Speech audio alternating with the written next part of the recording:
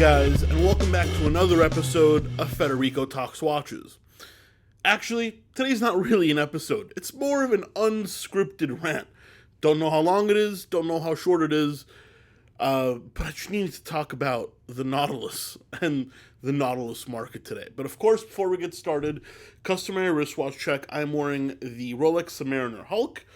I've been wearing a lot of the Pepsi and my Moser recently, going through the honeymoon periods, but it's great to have the Hulk back on the wrist. And also, go check out delraywatch.com.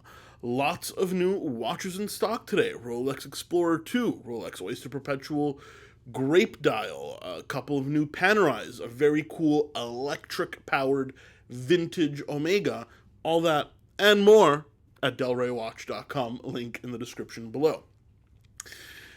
So let me preface my rant by saying I might get a little crap for this. A lot of people may say I'm jealous because I don't own a Nautilus. And I'll say, listen, I like the Nautilus, kind of. And if someone gave it to me for free, I would certainly accept it. But we have to talk about the 5711 market, particularly the blue dial on a bracelet, and mention that I think it is possibly the worst value in the history of watchmaking. Not only at above retail, because right now they're selling between $60,000 and $70,000, which is more than double retail, but even at retail, they are a completely crap value.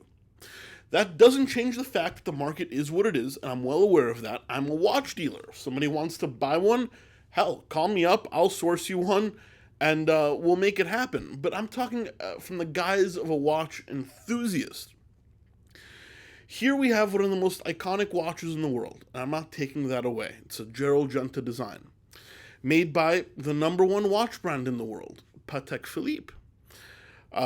Beautifully finished case, gorgeous dial, but it's a stainless steel watch with a bracelet still made with pins that rattles like a 5-digit Submariner, like a 5-digit Rolex reference, with a friction set clasp and an outdated movement that's selling for $60,000 to $70,000. I mean, guys, do you know what you can get for $60,000 to $70,000?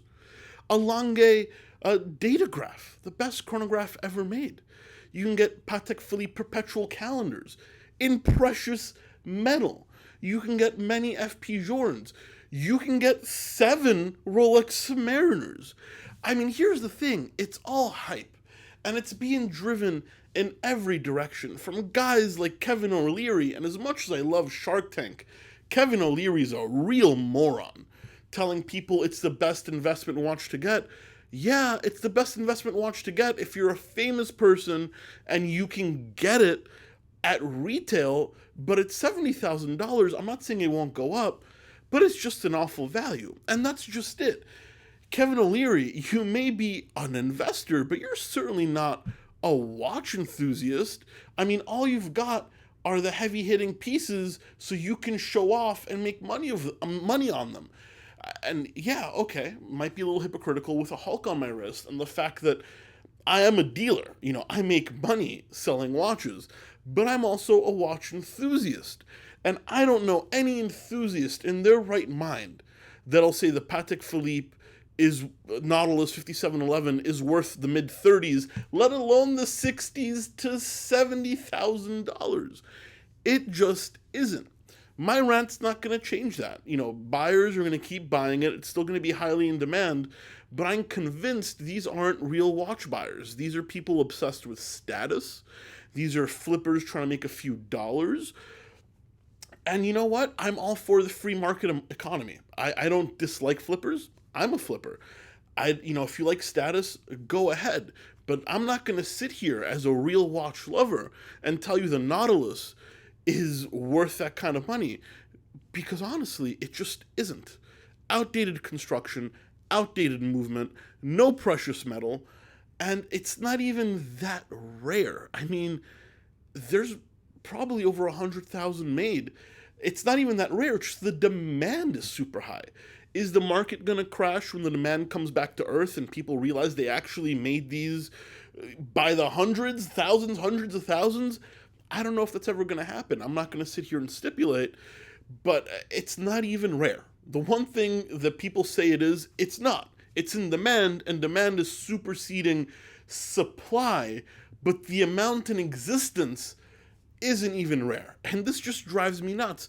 People ignoring Pateks like the 5170, the 5205, people ignoring Lange datagraphs, all for less than a Nautilus. And it's 100 times the watch that the Nautilus will ever be.